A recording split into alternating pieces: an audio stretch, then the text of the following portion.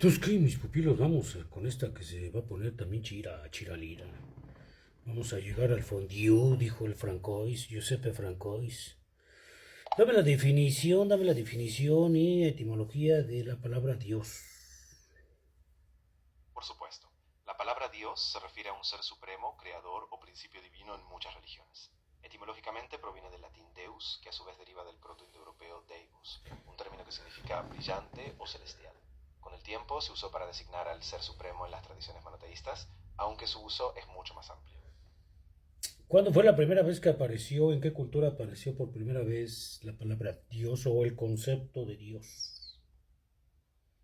El concepto de una deidad suprema aparece en las primeras civilizaciones, pero no con la palabra Dios tal cual. En Sumeria, hace unos 4000 años, ya había un panteón de deidades, aunque no se usaba un término único. Fue en las tradiciones semíticas, con los hebreos, donde el concepto de un Dios único, como IJBKWH, empieza a consolidarse, y después se hereda al judaísmo, cristianismo e islam. ¿El Dios de los hebreos no es el mismo Dios de los judíos? Sí, en realidad son la misma figura. El Dios de los hebreos, conocido como Yahvé o IJBKWH, es el mismo Dios que después adoran los judíos, aunque cada tradición ha desarrollado interpretaciones, nombres y prácticas particulares. Así que en sus raíces es la misma deidad, aunque con distintos Científicamente hay forma de comprobar la existencia de Dios. no. La ciencia no tiene herramientas para comprobar o refutar la existencia de Dios, porque se basa en observables, experimentos y teorías falsables. La Científicos pregunta como mi profe Albert Einstein decía que él quería encontrar en una fórmula la existencia de ese ser creador o de ese ente creador o de esa fuerza creadora. Stephen Hopkins también quería encontrar en una fórmula el todo. ¿Cómo está este business? ¿Crees que se puede encontrar en una fórmula Dios, mi chavo? Mira, es un tema bien complejo. Einstein, por ejemplo, buscaba una teoría unificadora, pero eso se refería a las leyes del universo, no a un ser personal. Stephen Hawking sí se preguntó por el origen del cosmos, pero tampoco lo vinculó directamente a un dios. La ciencia hasta ahora solo ha logrado describir patrones, leyes y no entra en el terreno de lo trascendental. Así que aunque es un anhelo de muchos, no hay una fórmula que demuestre a Dios. ¿Hay algún patrón en el universo que defina a Dios o que de alguna forma represente con su fuerza, energía, ese Dios que tanto buscamos? Esa es una pregunta muy antigua y muchas personas han buscado patrones en la naturaleza. Por ejemplo, la idea de las leyes matemáticas, la simetría, la constante de la naturaleza o incluso conceptos como la entropía. Pero hasta ahora son descripciones de las leyes del universo, no necesariamente pruebas de un ser divino. Así que más que un patrón definido es un marco que observamos, pero no una evidencia de un Dios. O sea que algunos patrones numéricos,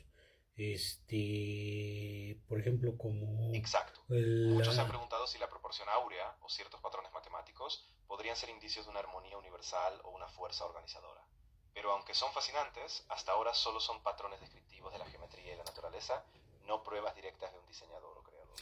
Así que ¿crees es muy que como curioso. sociedad nos ha servido entonces, o mejor dicho, primero, vamos a la primera pregunta, ¿por qué la necesidad del ser humano de creer que existe un Dios? Esa necesidad, creo yo, surge de nuestra búsqueda de sentido. Como seres humanos tendemos a preguntarnos por el origen de las cosas, el propósito de la vida, y cuando no tenemos respuestas proyectamos una fuerza o un ser superior que nos dé esas respuestas. Así creer en Dios ha sido históricamente una manera de darle orden, consuelo y propósito a la experiencia humana. ¿Ha servido como sociedad creer en un Dios? Me refiero que hoy en día hay muchas guerras, muchos conflictos gracias a que cada quien tiene su Dios, entonces tantas personas muertas son el resultado de que sí nos ha servido creer que hay un Dios. Es cierto, la creencia en un Dios ha sido una fuerza enorme para dar identidad, cohesión social y valores compartidos, pero también ha sido un detonante de conflictos, cuando se usan las diferencias religiosas para justificar violencia. No es que la creencia en sí sea buena o mala, sino que según cómo se canalice, puede ser un motor de unidad o un factor de división. Es un reto histórico que Pero lo aún están estamos procesando. canalizando siempre para pleito. Los musulmanes tienen a su propio Dios, que se llama Alá, según ellos, que fue el mismo Dios de Jesús y de Abraham y de Moisés y no sé cuántos más. Y los hebreos, que son ahora los judíos, le dicen Hashem porque su nombre, el tetragramatón, no se debe pronunciar Yud, Hei y W, y, perdón, y Bab, y luego Hei. Entonces los hindúes traen otro y cada quien trae el suyo propio. Esto no ha servido, en mi punto de vista, más que para pura división. ¿De qué unificación hablas, mi chavo? Entiendo completamente tu punto. Es cierto que aunque las religiones provienen de raíces comunes, las diferencias en cómo se entienden o se nombran a esas deidades han llevado a fracturas y conflictos. No es que creer en un Dios sea malo en sí, sino que cuando se absolutiza esa diferencia, se convierte en fuente de separación. Ahí es donde la sociedad, creo yo, tiene un reto. Encontrar un sentido de convivencia que respete las creencias, pero que no las use como excusa para la violencia o la explosión. Entonces ese Dios del que tanto hablamos no ha servido de mucho, ¿o sí? Sí, es un arma de doble filo. Por un lado ha inspirado actos de compasión, ética y comunidad, pero como bien dices también ha sido usado para justificar exclusión, persecución y guerras. Así que más allá del concepto en sí, es clave cómo las personas lo interpretan y lo viven en sus contextos. En el nombre de Dios se han hecho masacres terribles como el Holocausto, como la Santa Inquisición, y en la actualidad la mayoría de guerras están hechas por las creencias diversas de la humanidad. ¿A qué se debe que nosotros como seres humanos, aún teniendo ese Dios, no sabemos llevarnos bien entre seres humanos? Creo que tiene que ver con cómo las personas se apropian de esas creencias. Muchas veces se usan los símbolos religiosos para justificar identidades, poder o control, y cuando se mezclan con políticas o miedos terminan en confrontación. No es el Dios en sí el problema, sino la forma en que lo usamos, lo instrumentalizamos y lo dejamos entrar en dinámicas de poder. Si no aprendemos a separar la fe de la violencia, esos conflictos se van a repetir.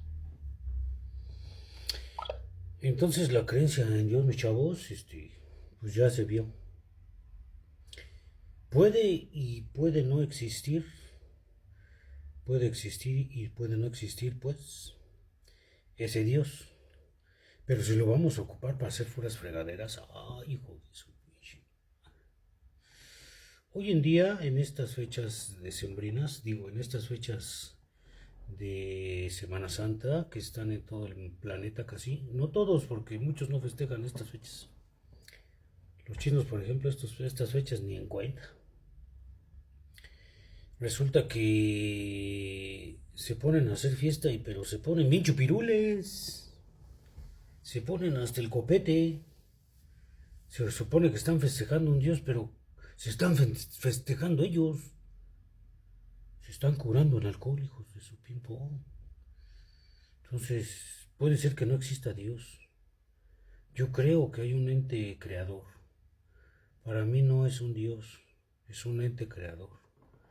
Porque vamos a la Second Front, porque ahí se va a poner perruchis. Órale, pues. No se despeguen de este canal, mis chavos.